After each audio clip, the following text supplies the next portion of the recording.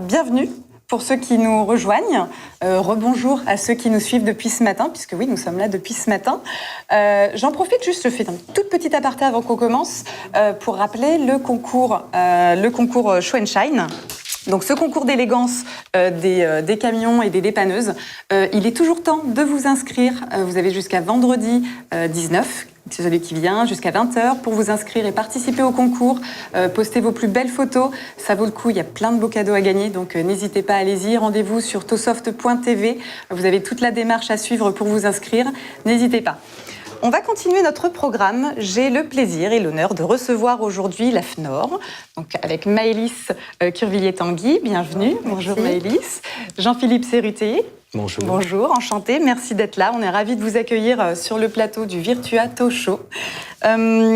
Je vais commencer juste par vous demander, en guise d'introduction, de nous présenter un petit peu la FNOR. Je pense qu'on est nombreux à connaître cette association de normalisation, mais est-ce que vous pourriez nous dire avec vos propres mots en quoi consiste l'association et quel est son rôle ? Qui veut commencer? Maëlys, je t'en prie. Je vais commencer. Donc oui, la FNOR, c'est l'Association française de normalisation et on est vraiment sur plusieurs champs. Il y a plusieurs entités au sein de notre groupe.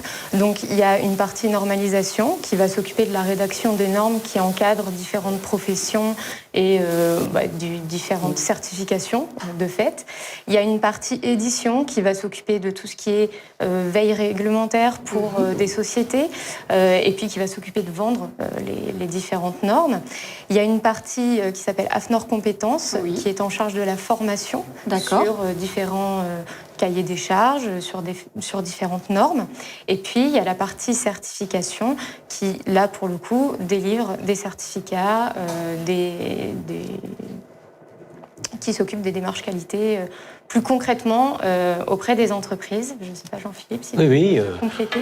Ça porte sur les produits, comme les ascenseurs par exemple, ça porte sur les personnes, comme par exemple ceux qui s'occupent de l'aluminium, etc. Et puis sur les systèmes de management, donc là 14 001 sur l'environnement, 9 001 sur les systèmes de management, 50 001 sur l'énergie, etc. D'accord, très bien. Et si on parle de certification dédiée vraiment à l'univers du dépannage et du remorquage, puisque c'est pour ça qu'on est là aujourd'hui, est-ce qu'il y a des spécificités... Pardon, je bug. Est-ce qu'il y a des spécificités particulières par rapport à cet univers ? Aujourd'hui, c'est la marque NF Service, dépannage remorquage pour les véhicules légers et ou les poids lourds, selon l'activité des dépanneurs. Donc c'est une marque qui existe depuis 1998 déjà, et qui est accessible finalement à tous les dépanneurs qui exercent une activité de dépannage remorquage en France et même à l'étranger.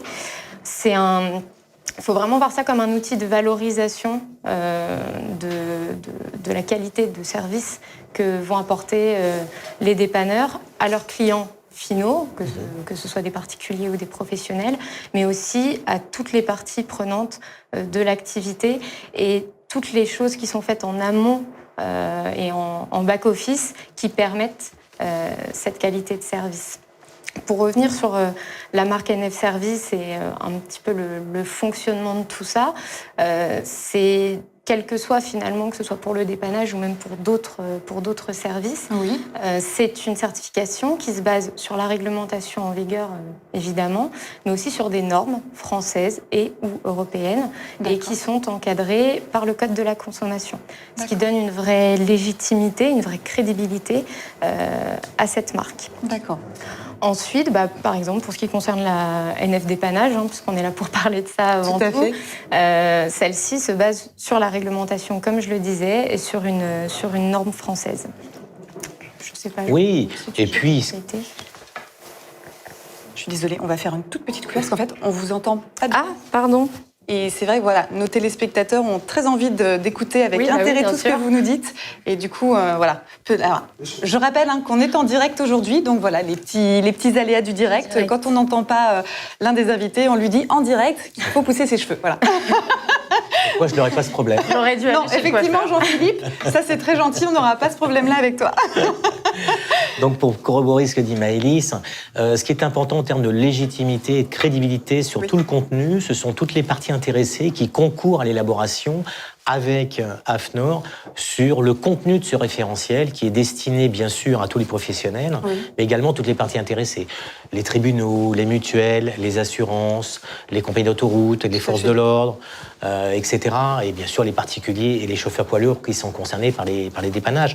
Donc ce contenu, c'est véritablement un gage de légitimité et de crédibilité très, très, très, très fort. Et lorsque nous apposons, nous, auditeurs, mais je ne vais pas déflorer la question que vous allez me poser par la suite, c'est capital, cette marque de confiance. Tout à fait. Très bien.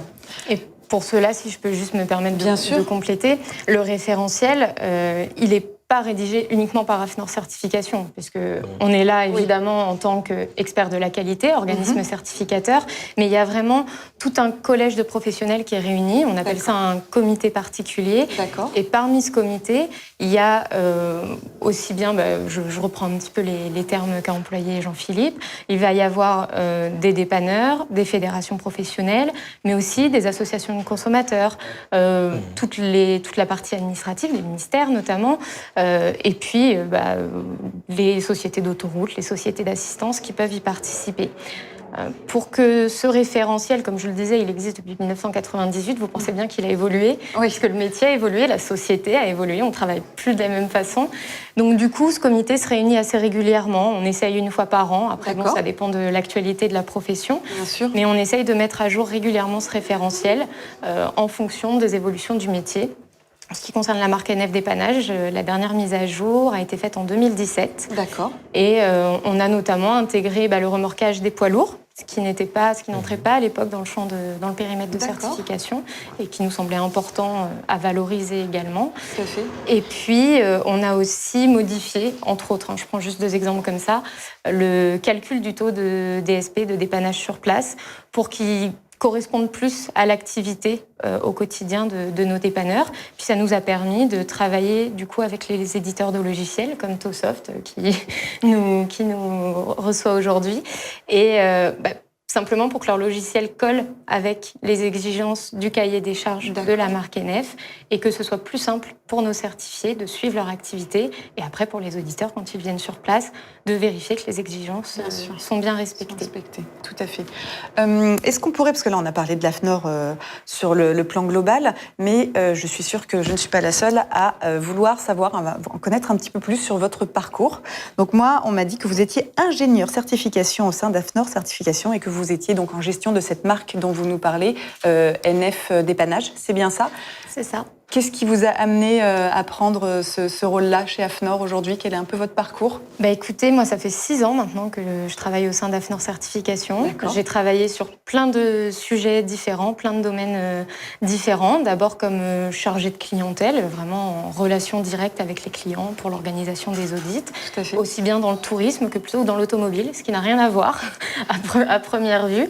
Mais voilà, aussi bien sur des certifications, des démarches plutôt réglementaires que sur des démarches volontaires, comme l'est la marque NF Service. Et puis, ça fait bientôt 1 an que je suis ingénieure certification, entre autres, sur la marque NF Dépannage Remorquage, sur d'autres marques NF également. D'accord, ok, très bien.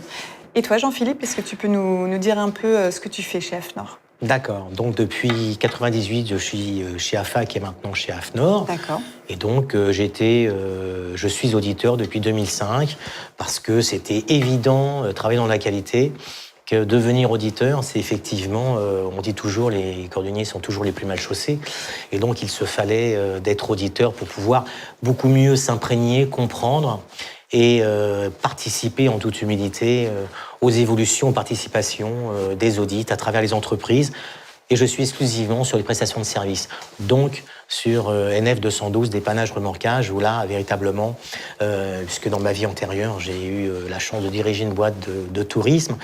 Donc, au niveau de l'organisation, ça me parle. En termes de prestations de services, je suis comme un poisson dans l'eau et je regarde véritablement tout ce qui est mis en place. Et il y a de très, très, très, très belles choses qui sont mises en place via ce référentiel. C'est vraiment très, très bien fait. Je le souligne. Donc le référentiel NF212. Absolument. Et donc c'est le même référentiel NF Oui. Service, d'accord. C'est le code finalement. C'est le code. Voilà. Ok, d'accord. C'est comme quand on dit ISO 26000 ou des choses Absolument. comme ça. C'est okay, Absolument. C'est vrai qu'on connaît, je connais pas en détail, donc je me permets de pousser plus loin. On sait jamais, je suis peut-être pas la seule. Je préfère poser. Il paraît qu'il n'y a pas de questions bêtes, donc. Exactement. Jamais. D'accord, très bien. Donc on a parlé de NF Service. Jean-Philippe, tu nous parlais du rôle des auditeurs. Oui. Est-ce que tu peux nous en dire plus à ce sujet ? Quel est le rôle, quelle est la mission d'un auditeur ? Déroulé. Et le déroulé, bien sûr, d'un audit. Donc un auditeur, et c'est l'œil de toutes les parties intéressées que nous avons citées préalablement. Et donc l'auditeur est là pour constater, analyser à travers tous les éléments factuels que une entreprise qui se présente à la certification répond avec une extrême rigueur au niveau d'exigence développé à travers l'organisation générale d'une entreprise, toute la maîtrise opérationnelle des prestations de dépannage et remorquage, aussi bien sur les véhicules légers que sur les poids lourds, si les deux prestations sont faites, et également les réparations en atelier, si la dite entreprise de dépannage délivre également ce type de prestations. Donc ce n'est pas anodin et nous devons en toute transparence, puisque nous sommes un organisme tierce partie, c'est-à-dire nous ne sommes ni juges, c'est-à-dire nous ne faisons pas de conseils, ni nous sommes liés dans un environnement aux entreprises que nous auditons, nous sommes totalement tierces et nous devons répondre à des consignes que le COFRAC, Comité français d'accréditation, nous demande avec scrupule de suivre lors des audits.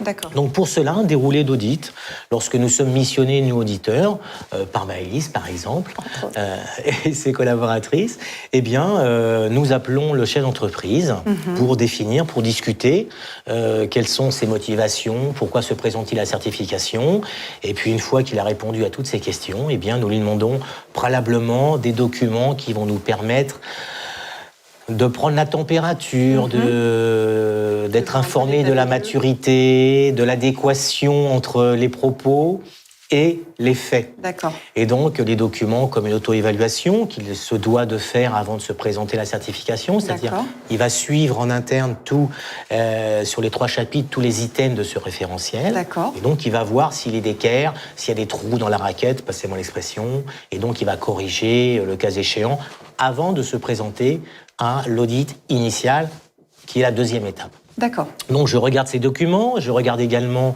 les indicateurs, les tableaux de bord, les délais d'intervention, s'ils font moins d'interventions de 20 pour les poids lourds. Oui. Vous voyez, bon, s'ils font des interventions véhicules légers, s'ils font des entretiens, les délais d'intervention, je regarde tous ces tableaux de bord. Je regarde également s'il fait des enquêtes de satisfaction auprès des parties intéressées. Quelles sont-elles? Quels sont les résultats? Et bien évidemment, s'il a reçu ou pas des réclamations. D'accord. Et je vais insister sur ce point parce qu'une entreprise certifiée donc se doit bien sûr de répondre aux réclamations qui lui sont émises, mais également le particulier et ou le chauffeur et ou toutes les autres parties intéressées, à partir du moment où cette entreprise est certifiée, peut également faire appel à l'organisme de certification que nous sommes pour demander, suivre quelles ont été les actions mises en place. D'accord. Donc derrière, il y a une crédibilité, il y a une légitimité qui est accrue via cette certification. D'accord. Ce n'est pas anodin d'être certifié. D'autre part, une fois que cela est fait, j'établis un plan d'audit, 8 à 10 jours avant le jour sur site. D'accord. Et donc, qui va prendre en considération l'ensemble des sous-critères, ainsi que les différentes personnes que je vais proposer pour être interviewées, donc des collaboratrices sur l'administratif, facturation, des personnes qui dépannent en véhicules légers, des collaborateurs, les collaborateurs qui dépannent sur les véhicules lourds, et ou les collaborateurs qui interviennent dans les ateliers si la société fait également des prestations de dépannage. Et c'est toi, en tant qu'auditeur, qui définis ces sous-critères et toutes les personnes que tu vas interroger? Je suis mon référentiel. D'accord, très bien. Donc, en audit initial, tous les items sont balayés. D'accord. Aucun ne peut être non concerné ou non applicable. Et donc, l'entreprise sait exactement, puisqu'elle a fait son auto-évaluation, elle suit exactement la même trame. Oui. C'est la même. Il n'y a pas de surprise. Tout le monde, absolument, tout le monde est au courant. Et préalablement, le coup de téléphone, comme vous, en préparation en amont de cette interview, on dédramatise, on discute, on va échanger. Nous ne sommes pas des contrôleurs financiers. On est là véritablement pour répondre et pour voir où tout correspond, tout est en adéquation, et où s'il y a des trous dans la raquette. Et là, on voit avec l'entreprise de mettre le doigt dessus, et le cas échéant, elle pourra proposer, durant l'audit ou après, des plans d'action pour justement éviter que cela ne se reproduise. D'accord. Donc nous déroulons l'audit, et une fois que celui-ci est déroulé, nous apportons lors d'une réunion de clôture les constats qui sont effectués en s'appuyant exclusivement sur les éléments factuels, documents et ou autres éléments de preuve, qui vont nous permettre d'étayer, d'argumenter, et surtout de ne pas refaire l'audit, et c'est irréfutable. Les éléments factuels ont été vus et échangés durant l'audit, puisque ce sont des méthodes d'audit, et donc nous échangeons, nous reformulons durant l'audit pour qu'il n'y ait aucune ambiguïté, que tout soit clair. Et donc c'est validé durant l'audit verbalement. C'est revalidé en réunion de clôture, puis tout cela est formalisé dans un rapport que je transmets à l'audité. Et puis nous échangeons, et après c'est transmis à la commission pour validation. Si par exemple il devait y avoir une non-conformité majeure, qu'est-ce qu'une non-conformité majeure? Tout à fait. Je vous remercie de me poser la question. J'allais le faire, mais je vais peut-être quitter le plateau. En fait. Oui, mais excusez. Non, il n'y a aucun souci. Donc c'est rédhibitoire pour l'attribution de la certification immédiate. Tout à fait. C'est-à-dire, par exemple, nous constatons sur un atelier que l'entreprise fait des dépannages, et que les pièces qui servent au véhicule qui est en réparation ne correspondent pas, ne sont pas aux normes du constructeur. Là, je ne peux pas prendre le meilleur exemple. Donc là, c'est une non-conformité majeure qui touche à la sécurité, en plus légale et réglementaire. Donc là-dessus, c'est irréfutable. C'est une non-conformité majeure que je vais donc identifier, relever, argumenter avec les éléments de preuve, le cas échéant, une photo, le cas échéant, parce que désormais, nous avons le droit de faire des photos pour apporter une pièce jointe, étayer davantage les arguments et le dossier et le rapport final. Et donc, le chef d'entreprise va se devoir de présenter un plan d'action pour lever la dite non-conformité majeure. Celle-ci, en fait, il n'a pas le choix d'être obligé de la lever. Sinon, il n'a pas la certification. Tout à fait. D'accord. Je reviendrai par la suite sur ce que revêt l'importance de lever une non-conformité et ou de ne pas en avoir durant l'audit. Ça marche. Donc, il lève cette non-conformité, le plan d'action que je juge pertinent ou pas, et je lève l'écart, puisque 1 an après, il y aura un audit documentaire, d'accord. Et 1 an après, nous revenons sur site. Donc, grosso modo, nous venons sur site une fois tous les 2 ans. D'accord. Et donc, l'audit documentaire par rapport à l'audit... Nous demandons les documents nécessaires qui me démontrent la viabilité des résultats, la bonne teneur, les plans d'action, est-ce qu'il y a eu des réclamations qui ont été émises entre-temps, les enquêtes de satisfaction, etc. Donc, il y a un vrai suivi quand même sur ces 2 années. Oui, nous devons de suivre. C'est toute la crédibilité, la légitimité de la certification. Tout à fait. D'accord. Donc, durant l'audit, les interviews se passent, se déroulent, et nous regardons également toutes les compétences requises qui sont demandées dans le référentiel auprès des collaborateurs, mais également auprès des chefs d'entreprise, pour démontrer les formations qui ont été suivies factuellement. D'accord. On ne reste pas exclusivement dans le verbal. Nous sommes dans la traçabilité. Donc, nous regardons les formations qui ont été faites, et donc qui correspondent en adéquation avec les dites prestations. Tout à fait. Donc, au niveau des dépannages, etc., on regarde de quelle manière, avec quel outil ils travaillent, sur telle ou telle marque, etc., etc. D'accord. Donc, il y a vraiment une traçabilité très, très forte qui apporte une valeur ajoutée au niveau d'exigence presté par l'entreprise qui se présente à la certification. D'accord, très bien. Donc, une fois tout cela terminé, le rapport, et s'il n'y a pas de non-conformité majeure, quinzaine de jours, 3 semaines, la commission se tient et valide, et par la suite, l'entreprise se voit délivrer le certificat avec son label. D'accord. Et c'est pour ça que j'insiste, parce qu'aujourd'hui, nous sommes confrontés avec le Covid-19 sur une crise sans précédent, et on voit bien tout le personnel soignant et tout ce qui gravite autour, l'importance des matériels, des compétences, de tout ce qui est nécessaire pour délivrer un niveau d'exigence qui va sécuriser toute une population. Et à ce titre, les dépanneurs, n'oublions pas, ont une première mission, oserais-je dire pratiquement l'ultime, c'est secourir. Oui, tout à fait. On secourt des personnes, aussi bien particuliers que chauffeurs poids lourds, et on sécurise un environnement. Tout à fait. Alors, si vous me permettez, j'ai eu un aparté sur un cas de figure. Mais avec plaisir. Où j'ai fait appel à une dépanneuse à 4h du matin entre Cergy et Paris, sur l'autoroute A15, et j'ai crevé un pneu. Donc je me suis mis tranquillement et j'ai appelé une dépanneuse, donc les services, etc. Et une dépanneuse est venue.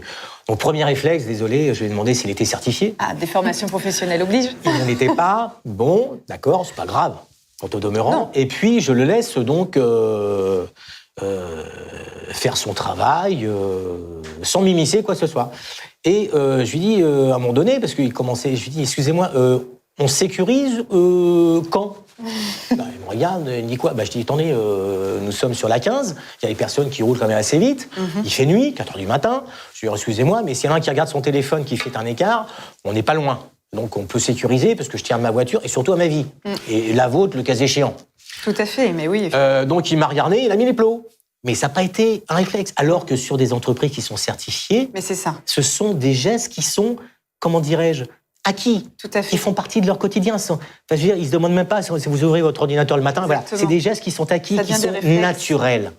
Tout à fait. Mais ô combien important pour sécuriser une personne, des véhicules et un environnement. Tout à fait. Donc c'est vraiment un niveau c'est pour ça que je demande aux parties intéressées, que sont les tribunaux, les assurances, enfin toutes les parties intéressées, les associations de consommateurs, etc., de privilégier ces certifiés qui présentent un niveau d'exigence que les non certifiés ne peuvent pas démontrer. Tout à fait. En toute transparence, puisqu'ils ne font pas un audit. Tout à fait. Alors que ceux qui sont certifiés s'y prêtent et démontrent un degré de transparence, de participation et n'hésitent pas à montrer l'intérieur du système, tout à fait. Donc toute l'organisation. Mais c'est d'ailleurs l'une des plus-values de cette certification, c'est d'apporter au final ces réflexes, comme tu dis, où le professionnel dépanneur ne va même pas se poser la question de savoir s'il y a telle ou telle chose à mettre en place, il le fait. Mais tu disais tout à l'heure que l'AFNOR n'avait pas de rôle de conseil. Non. Mais au final, quand une entreprise fait la démarche de vouloir être certifiée, elle va être obligée de se mettre au fait des exigences. Peut-être qu'au final, il y a des entreprises qui ne sont juste pas informées de ça et que de faire cette démarche leur permet de se mettre au courant, de se tenir au courant. Alors, je reviens sur pourquoi nous avons conçu et avec qui ce référentiel, puisque toutes les parties prenantes, des associations de consommateurs, des professionnels bien entendu, des tribunaux, etc., toutes les parties intéressées que l'on a citées tout à l'heure, ont concouru à élaborer un référentiel pragmatique et pertinent. C'est-à-dire qui ce référentiel répond aux tâches quotidiennes d'une organisation. Donc effectivement, des fois, une entreprise peut se dire « je ne suis pas compétente pour mettre tout mon système, pour répondre exactement ». Or, à la lecture du référentiel, qui est d'une évidence et d'une clarté, mais limpide, un professionnel qui connaît son travail, et ils le connaissent tous, suivent scrupuleusement et en face, complètent par le ou les documents ainsi que toutes les preuves nécessaires pour étayer, dire là je maîtrise, je suis en adéquation avec le sous-item qui m'est demandé, et ainsi de suite. Alors, quelquefois, vous pouvez faire appel à des consultants, mais je vous assure, la pertinence et le pragmatisme avec lequel ce référentiel est fait, il est très bien fait. Un professionnel qui maîtrise parfaitement et qui désire en toute transparence, et j'insiste, en toute transparence, démontrer que l'ensemble de son organisation est au cœur de son métier, il est en parfaite adéquation et démontre une parfaite maîtrise avec un niveau d'exigence, chacun est capable de le faire soi-même. C'est du bon sens, oserais dire bon sens paysan, parce que ça c'est mon maître mot, mais on est vraiment dans le pragmatique et dans la pertinence du métier. On n'est pas sur des choses ésotériques qui sont inaccessibles. Non, c'est du concret. Et les éléments de preuve que nous demandons ne sont pas des choses qui ne sont pas fournies par les professionnels au quotidien. Tout à fait. Ce sont des choses au quotidien. Tout à fait. Donc très simples. Par contre, elles se doivent d'être présentées, maîtrisées, à jour, en adéquation, comme un référentiel qui évolue au fil de l'évolution du métier, de la société. Tout à fait. Vous voyez, donc c'est vraiment le pragmatisme qui prime. Qui prime, c'est vraiment très important. Et nous sommes le garant de ce niveau d'exigence, de cette maîtrise, et du regard des clients. Tout à fait. Des clients, mais des parties intéressées, des associations de consommateurs, etc., pour délivrer une certification crédible, légitime, et qui fait référence. D'accord. Et c'est pour ça que j'encourage toutes les parties intéressées, vraiment, de davantage faire travailler les entreprises certifiées, parce qu'on ne badine pas avec la sécurité. Là, et l'ensemble du contexte, aujourd'hui, demande des professionnels certifiés. Et j'encourage celles qui ne le sont pas. Bien sûr. À faire la démarche. À faire la démarche, parce que véritablement, il y a bien sûr toutes les tâches quotidiennes du dépannage, remorquage, mais il y a également une analyse systémique, c'est-à-dire on prend du recul sur ce qu'on fait à un moment donné, en termes d'organisation, et on adapte une organisation pour éviter les redondances, tout ce qui ne sert à rien. Tout à fait. Tout ce que l'on peut gommer comme coûts de non-qualité, ce que nous appelons dans notre jargon les coûts de non-qualité, qui sont des tâches redondantes, des documents qui ne servent à rien ou des informations qui ne sont pas transmises, alors qu'on pourrait gagner du temps si celles-ci étaient données en temps et en heure, et de quelle manière et sur quel support. Très bien. Donc, bon sens. Mais se poser ces questions, ça permet d'améliorer l'amélioration et surtout de continuer via les enquêtes et les réclamations et d'y répondre. De progresser sans arrêt. Parce que pérenniser une entreprise de dépannage, c'est déjà s'améliorer quotidiennement. Ah bah c'est sûr. Voilà. Et c'est ce que nous mettons en exergue à travers nos audits. J'espère que je n'ai pas été trop long. Non, du tout. Puis c'est très intéressant. Du coup, le métier d'auditeur, on est vraiment sur le terrain, on a beaucoup d'actions. Maëlys, toi, est-ce que par rapport à ton rôle, tu es aussi amenée à être sur les terrains ou pas du tout? Alors moi, j'y vais 1 à 2 fois par an. Alors c'est vrai que cette année, du coup, ça a été un petit peu plus compliqué. Forcément. Mais bon, je n'espère pas, peut-être en fin d'année. Mais c'est vrai que c'est important, autant pour moi qui suis ingénieure, autant que pour la collaboratrice avec qui je travaille, qui est plus dans la partie organisationnelle finalement des audits. On essaye de se rendre sur place, aussi bien dans des grosses sociétés, des groupes, que des petites TPE, entreprises familiales, parce qu'il y a des modes de fonctionnement différents, même si la base est la même. C'est vrai qu'on ne voit pas forcément la même chose. Pareil, véhicule léger ou poids lourd, pour rester dans le concret. Moi, quand je prends ensuite la décision de certifier une entreprise suite au rapport de Jean-Philippe ou d'autres auditeurs, puisqu'on travaille avec une équipe d'une 12aine d'auditeurs à peu près différents, répartis sur toute la France. D'accord. Quand je prends cette décision, je me base en effet sur l'avis qui est donné par l'auditeur, mais j'ai besoin aussi de me rendre compte de qu'est-ce que l'activité du dépannage, comment elle évolue, comment les dépanneurs travaillent. Et pour ça, c'est hyper important de se rendre sur site. Donc on essaye de le faire 1 à 2 fois par an. D'accord. Que ce soit, moi, au côté décision, et puis même quand on révise le référentiel aussi, quand on le met à jour, c'est important de voir nos clients, puis même pour la relation client, tout simplement. On sait souvent au téléphone, mais c'est sympathique de pouvoir se rencontrer, de pouvoir échanger de vive voix, de passer un moment un peu moins institutionnel, je dirais, d'échanger simplement.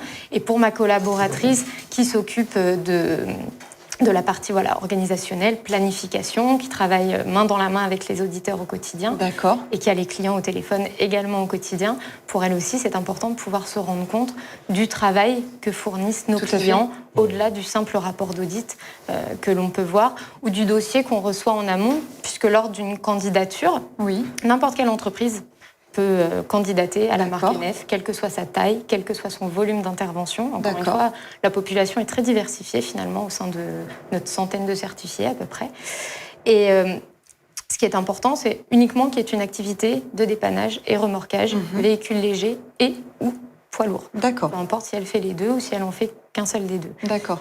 Ensuite, nous, on demande à recevoir quelques éléments concernant des informations simples de l'entreprise, comme un cabis, prouver que la société existe, évidemment. C'est mieux. Et puis, quelques documents sur son mode de fonctionnement, le volume de son activité, pour vérifier que la société a déjà bien commencé à mettre en place la démarche au sein de son entreprise, pour pas envoyer un auditeur trop tôt finalement, pour pas qu'il se déplace, je vais pas dire pour rien, mais pour vraiment s'assurer de la capacité de l'entreprise à répondre aux différentes exigences. Oui, tout à fait. On fait un premier petit contrôle, je dirais, et une fois que ce go-là est validé, on envoie l'un de nos auditeurs. D'accord.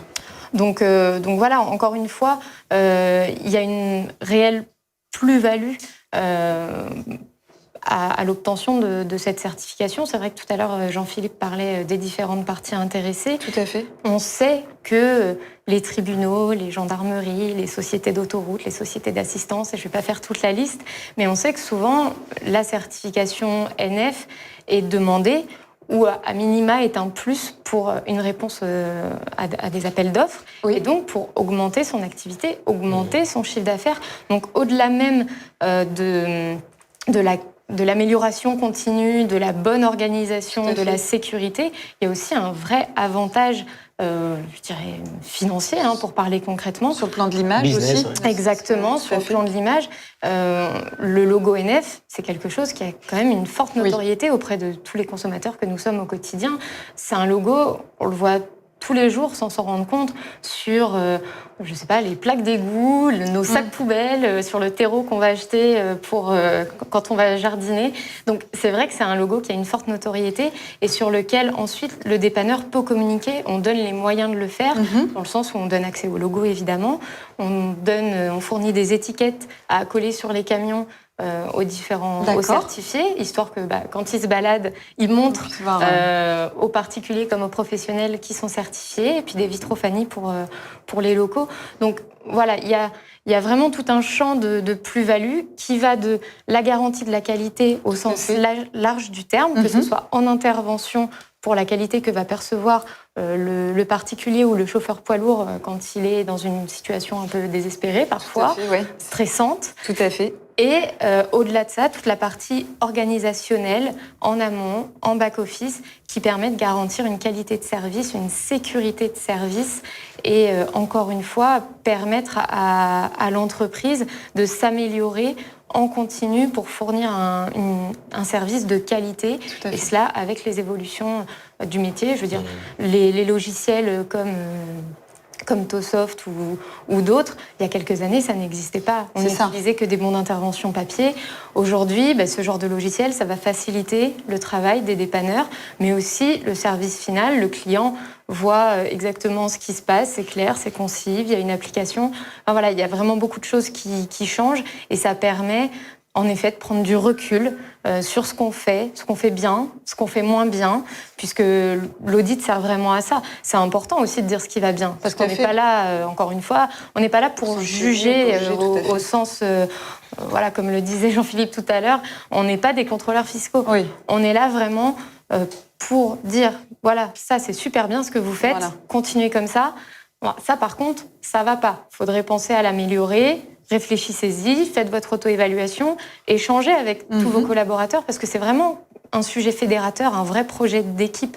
Tous les employés de l'entreprise sont mis à contribution dans leur propre rôle, mais c'est aussi, je veux dire, on peut solliciter les dépanneurs ou les membres du dispatch pour leur dire, bon voilà, aujourd'hui, on rencontre un problème sur tel ou tel sujet, est-ce que vous avez des idées ? Enfin, c'est vraiment aussi un excellent support de management pour la direction sur le collaboratif pour le coup. Exactement, c'est vraiment fédérateur et ça aussi c'est important. Bien sûr.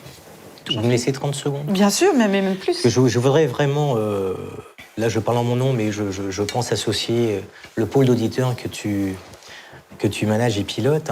C'est vraiment le respect à toutes les équipes et aux chefs d'entreprise qui se font certifier, de présenter leur organisation avec toute l'humilité et la transparence dont ils font preuve. Et franchement, il faut beaucoup de courage pour se présenter et démontrer le niveau d'exigence et le respect que l'on porte à l'ensemble des parties intéressées que l'on a citées. Et je dirais aux parties intéressées, posez-vous la question, quand vous choisirez les prestataires avec qui vous travaillez, pourquoi ne sont-ils pas certifiés ? Je m'arrêterai là. Voilà, c'était la petite punchline de l'interview. Très bien, très très bien. Ce que j'en déduis quand même, c'est que l'AFNOR, elle aussi, est en constante évolution, est obligée d'être au fait des nouvelles réglementations, des nouvelles technologies aussi qui sortent sur le marché. Contexte oblige, j'aimerais qu'on revienne un petit peu sur cette crise sanitaire qui nous touche depuis quelques mois. Mon petit doigt m'a dit que la FNOR avait quand même développé des nouvelles solutions, notamment par rapport à la fabrication de masques, si je ne dis pas de bêtises.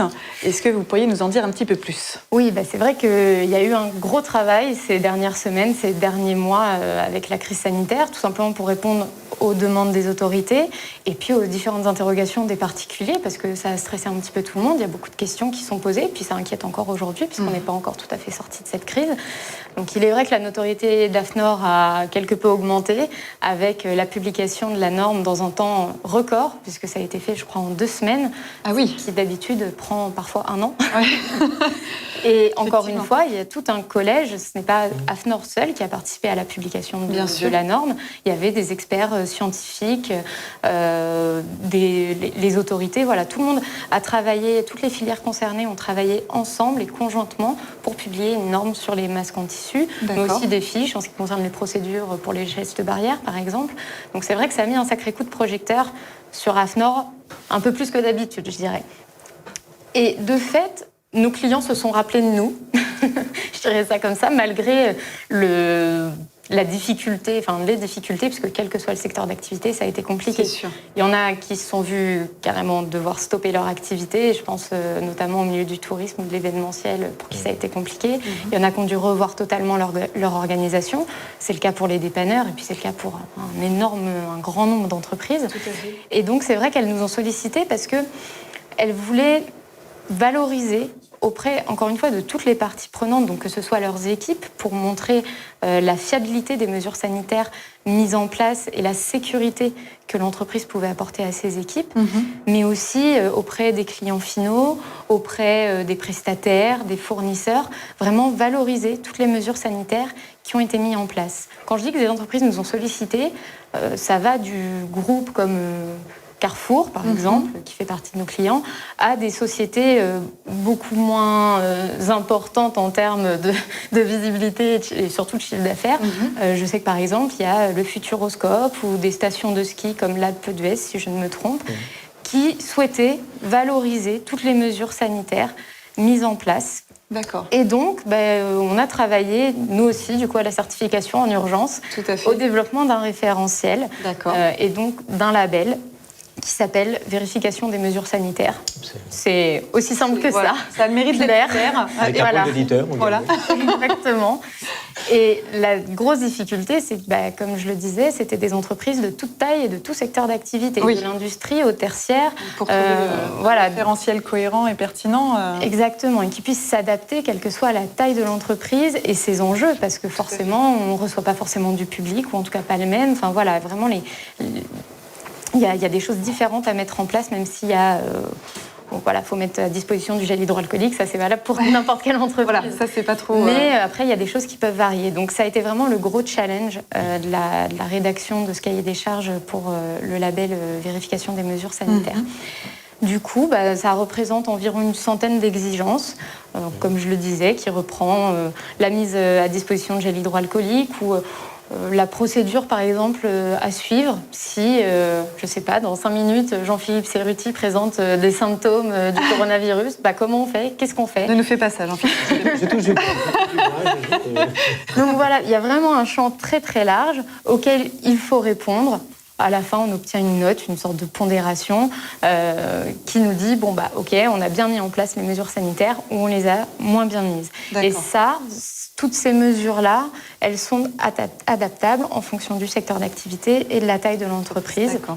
On se base sur différents documents, notamment les fiches métiers qui sont rédigées par la Direction générale du travail, mais aussi sur d'autres documents pour à chaque fois adapter le référentiel pour qu'il réponde à l'activité de l'entreprise. Et ce qui est important, tout à l'heure, Jean-Philippe parlait d'organismes tiers parties.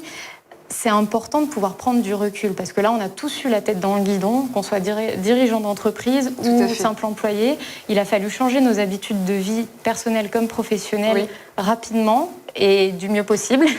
Et donc, c'est vrai que prendre du recul sur ce qu'on a fait, sur les actions menées, c'était aussi important. Et pour ça, la venue d'un organisme tiers comme AFNOR Certification sur un site permet encore une fois de dire ça, vous le faites super bien, continuez. Oui. Ça pourrait être amélioré, comme je le disais pour la marque NF dépannage remorquage.